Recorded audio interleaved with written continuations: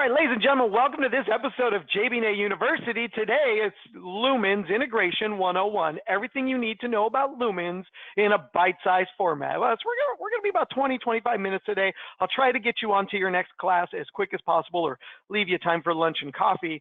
But I am not alone today.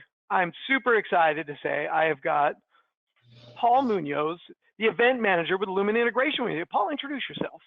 Nick, thank you so much for having me on today. It's been an honor to work with you guys. And everyone, hi, I'm Paul from Lumens. You come to the trade shows, you see me and our great team, any of Nick's JB&A shows, and we love to support you guys.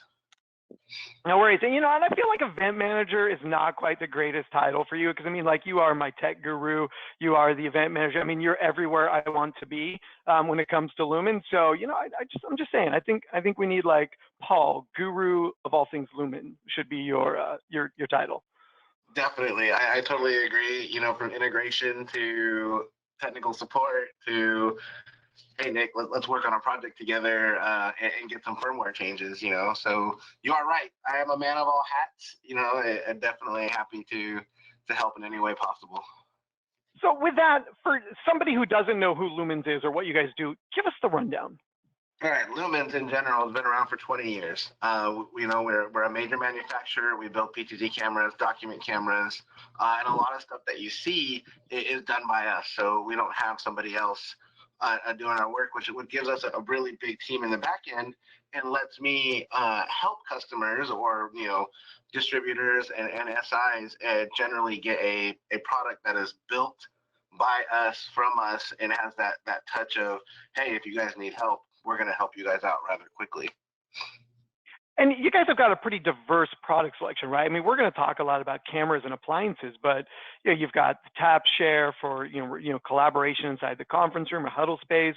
You're the king of document cameras, right? The Ladybug is used at every high school around the country. That's kind of your staple. Yeah, you are correct. So we started off as a document camera company. The Ladybug line is huge, and you see it everywhere you go. The red document camera, some people put little dots on it to make it look like a ladybug. It's pretty cute. And from there, you are right. We've gone from Ladybug to the Pro Series, which is the PTZ cameras. We even do conference room solutions. We've got controllers. We've got accessories.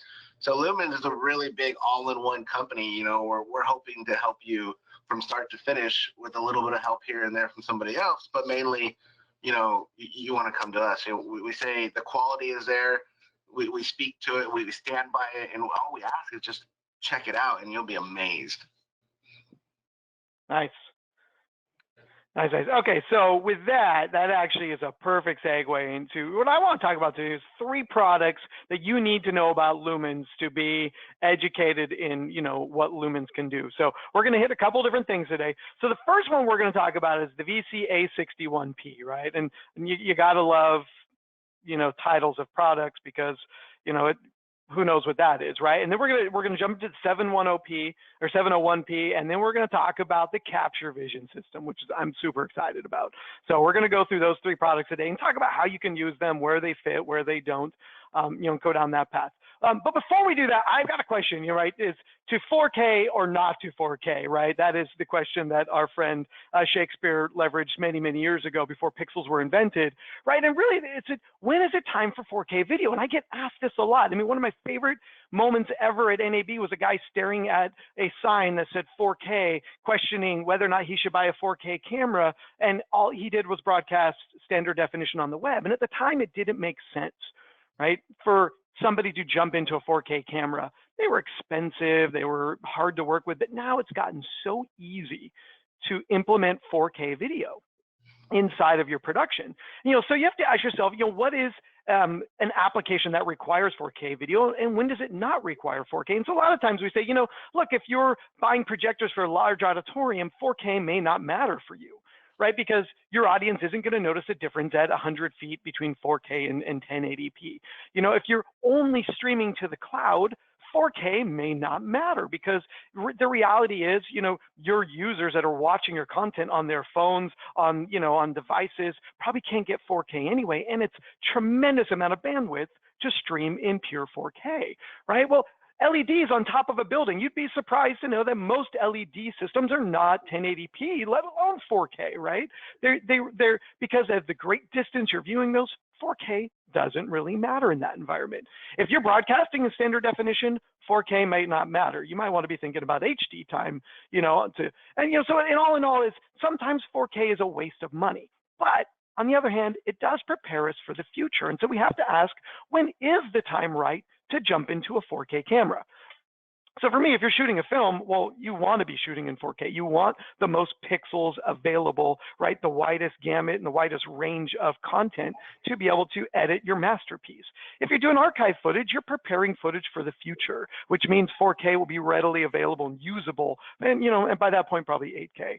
If you're doing B-roll footage, again, right? Flexibility in the content you're creating. If you're broadcasting in HD, there's a lot of credence to utilizing a 4K sensor for that HD broadcast, which is one of the things we're going to talk about today. And in live environments with projection, depending on where your audience is sitting, 4K can make sense. And of course, video walls, again, depending on where your audience is, and what the content is you're displaying, 4K can make sense. So with that, now that we kind of, gone that path, let's talk about the A61P, right? Paul, what is this camera? Oh, this camera, it's a new camera that we just launched recently. It is a 4K camera, what you're talking about, but we like to call it a Swiss Army knife. It fits so many different things you can do with this camera, from the 30 times zoom, the 4K, it is 4K 30, but we give you 1080 60, and also we give you HDMI 3G SDI and Ethernet. You can do one cable solutions with this camera. You can do PoE with this camera. You can control. So the other really neat feature that a lot of people don't talk about, everyone wants to stream these days. Everyone's on YouTube. They're on Facebook. They have their own web page. This camera actually supports triple stream right from the camera itself. So if you wanted to do something where, I'm going to send one to my Facebook channel, I'm going to send one to my YouTube channel, or you have another recording solution, from the camera itself, you can do that, which we think is pretty cool. Now that is powerful, and it's sort of having all pipes available all the time, right? So if there's a spigot that outputs video on the back of this camera, then it's active. And speaking of the back of the camera, here we go. The other thing I like about the cameras here is you've got serial support both at 232 and 422 and IP control as well. So you have a range of options for controlling it. And a lot of times we have clients that might put this into a production environment where their broadcast switcher is going to control the camera, but they also have a Crestron or an AMX system or some other kind of control system that wants to have control as well. And we have the ability to say, hey, one of you can have serial and one of you can have IP, right? Or one of you can take 232 and the other can take 422. That way we're very clear in how we're programming control of that camera, as well as having PoE support, to kind of limit the number of cables that are going to and from that camera. Yeah, you're right, Nick. The key feature here, like you said, all video outputs are hot simultaneously. So if it's on the back of the camera, it's usable video-wise.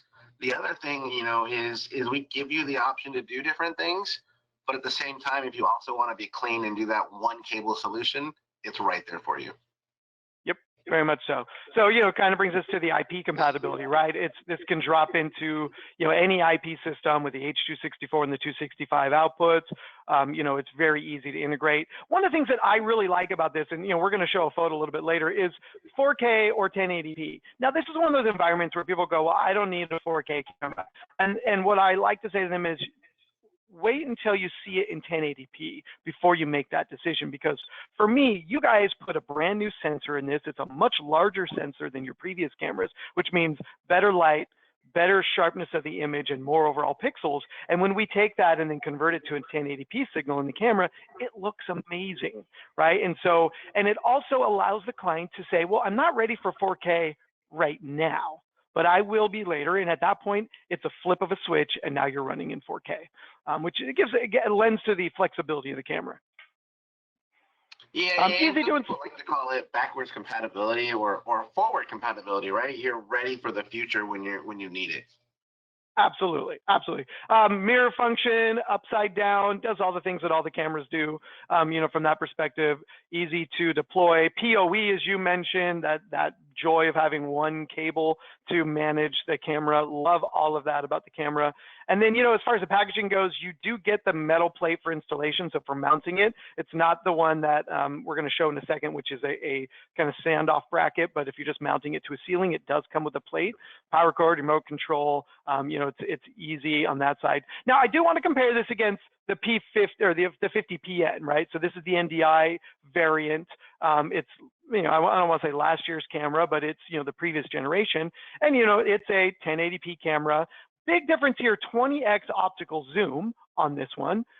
Slightly smaller sensor on this one, still supports PoE, still has all the features of all ports active all the time, right? And so then when we compare that against this one, now we're doing 4K, right? Or 1080p, 30 optical zoom. I think this is one of the big deltas here, right? We've got a lot better range on this camera, which means we can put it farther away from our subjects if necessary, but we've got a much larger sensor. That's the big kick here, right? In order to get 4K, there's a bigger sensor in here that allows us to get that, that better content. Now, as I said before, not everybody's ready for 4K, but here's where I want them to consider it.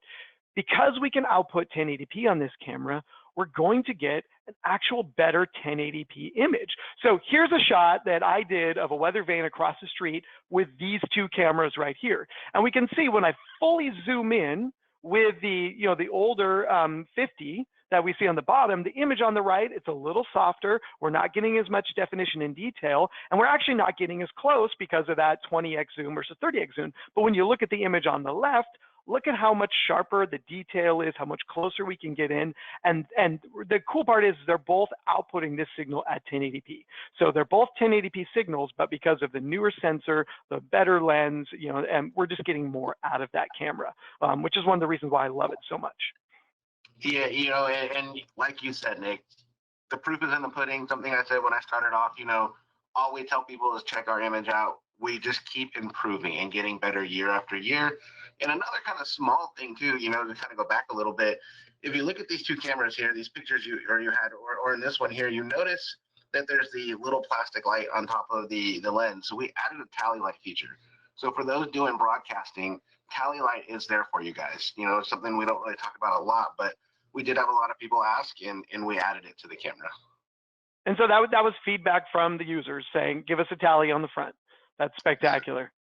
Love it. Okay, so we're going to transition away from that camera for a second to something completely new for you guys, the 701P. And I'm digging this camera. I got to tell you, man, I love this thing. I played with an early variant of it before it got the official release. And it's a box cam, right? And so it's everything that the previous generation, we just talked about the PTZ, take all those optics and stick it in a box. Right, which I love. And so you can put it in crazy places. You can mount it, all over the place. It does have zoom capability, so you can zoom into the image, which is why the serial port is there, right? It does it has the 30x optical. It's again the same sensor. It supports power over Ethernet.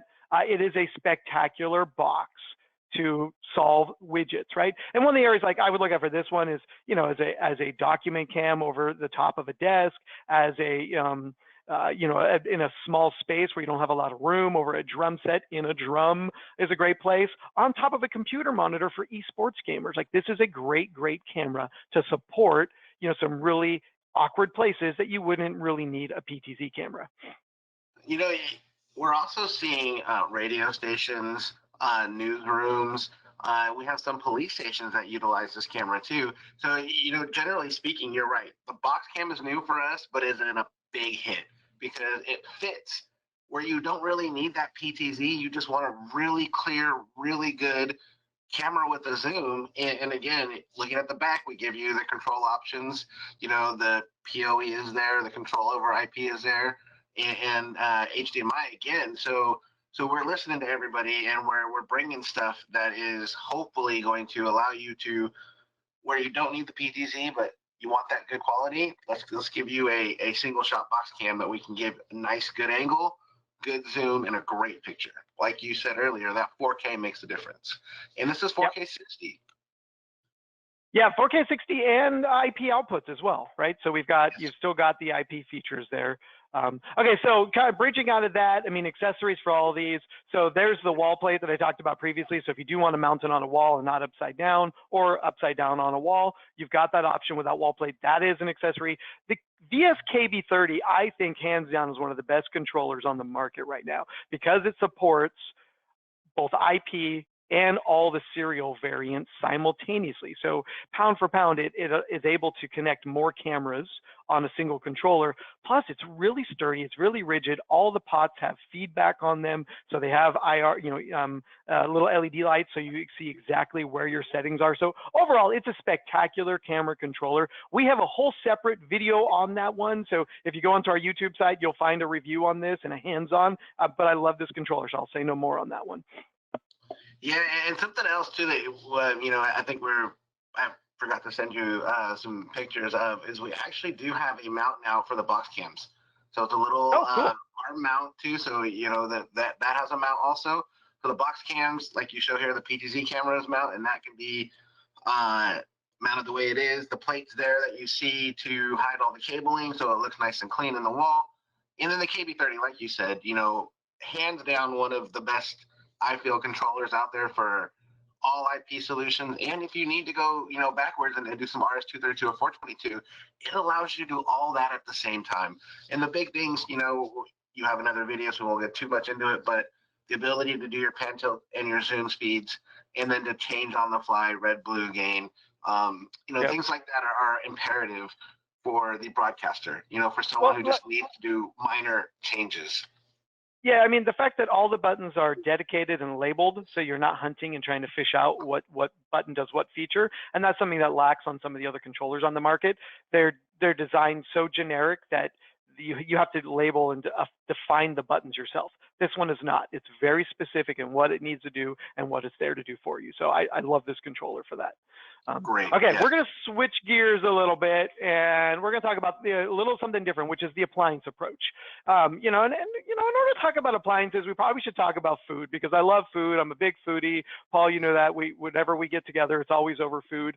But look, I mean, when it comes to cooking, there's from the moment we figured out that meat on flame achieves something great, right? We've come up with ways to make it better, right? And I mean, from ovens to bricks. I mean, this one's hilarious here. I kid you not. This is the kitchen I learned how to cook in. That stove on the left is a wood cook stove.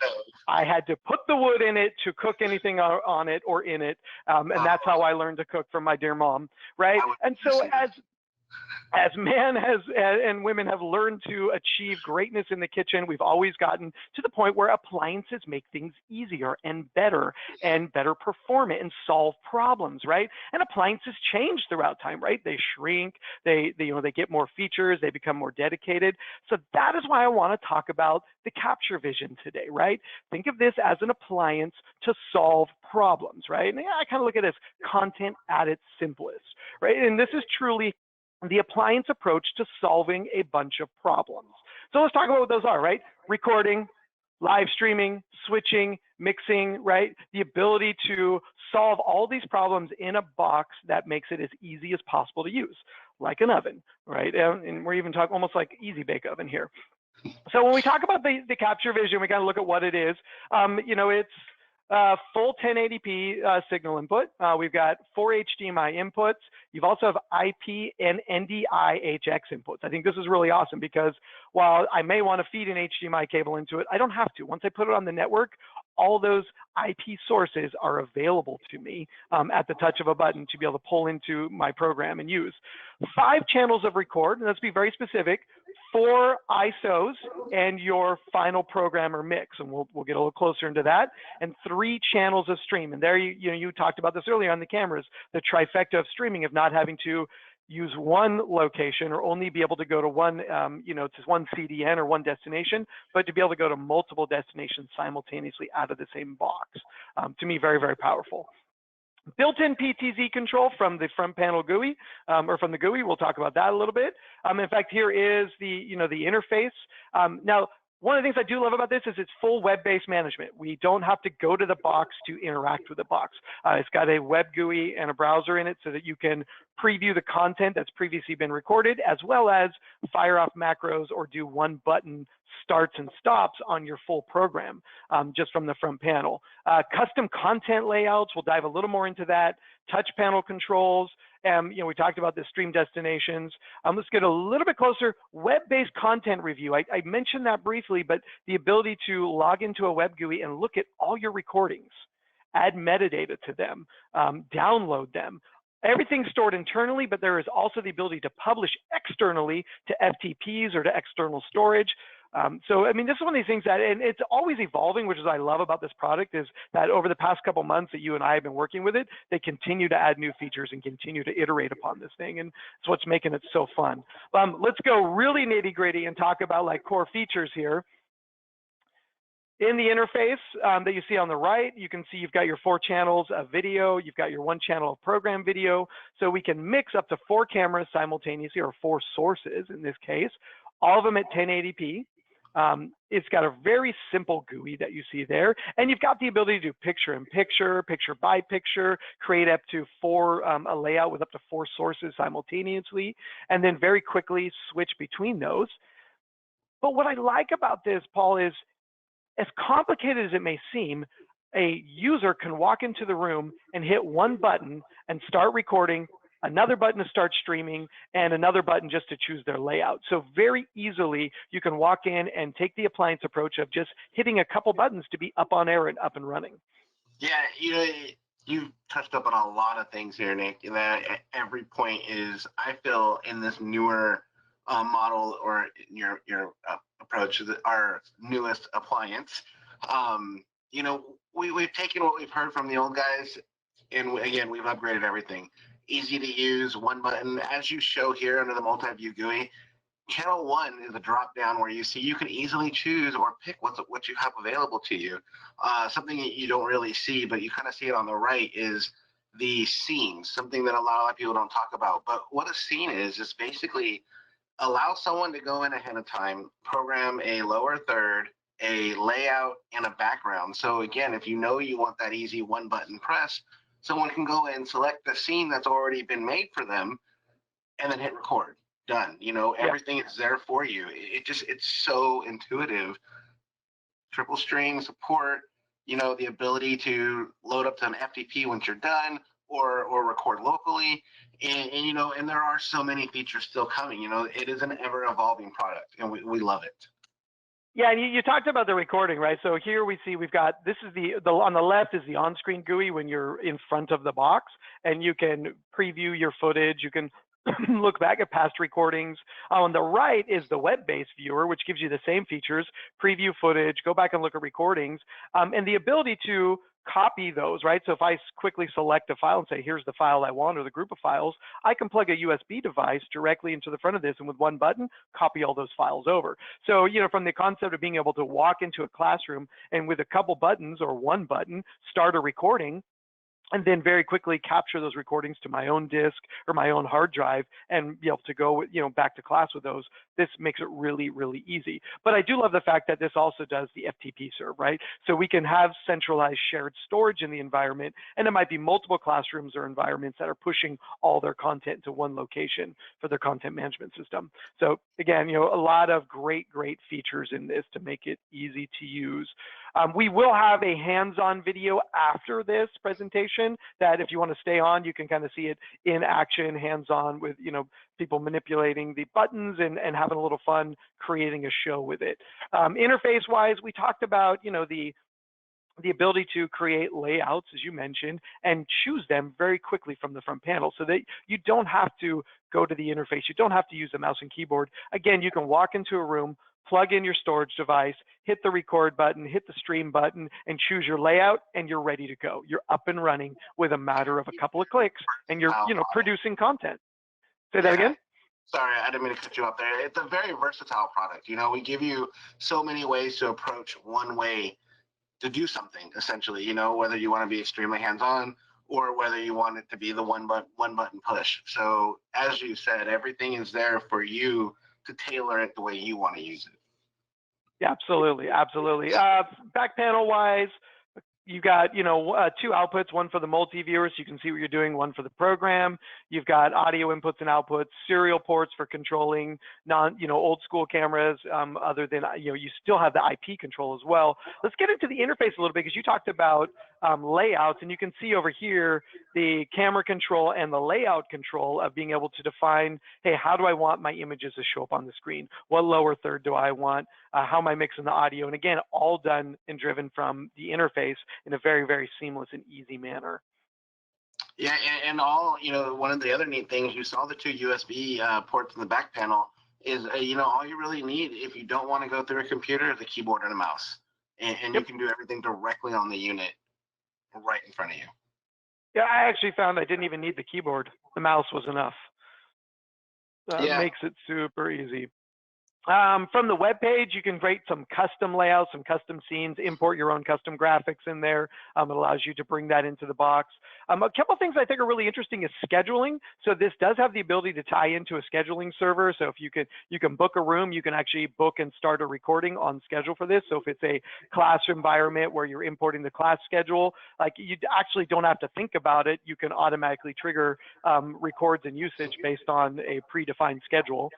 So easy there. I do want to talk about like a couple case studies. So we're calling this Brand X Experience Room. This is actually the first customer that we had for the product. We can't name their name currently. They do provide content. You probably watch TV with them, but they built a customer experience room where they could watch a user interacting with their app on a tablet or a phone, and then they wanted to be able to monitor that experience.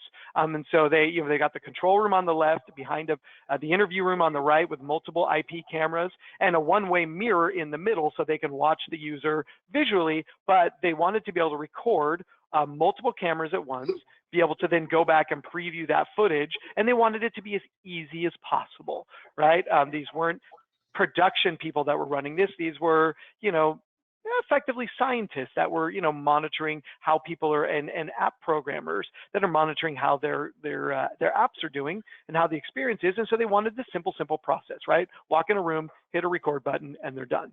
One key feature too there, and we've talked about it, the 5-channel recording. And what that really does for you in a situation like this is, say you picked a layout where you only had 2 cameras available, but you realize, hey, there was something on camera 3 that I think we missed. Well, the individual recording banks let you go back later and say, look, I want to edit this into my final piece. So again, you're never really going to miss anything, even if you choose a layout, because we give you the option of recording all 4 banks plus the program out.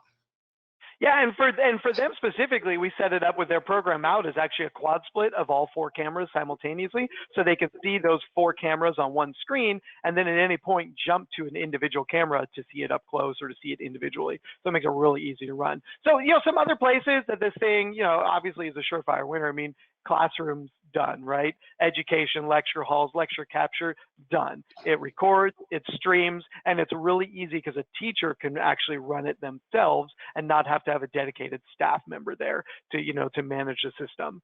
So super easy on that end. Obviously, houses of worship, again, same concept, multiple cameras, very easy to run, super easy to manage. It gives them recording and streaming, again, all in a single appliance, along with camera control, and just easy to use.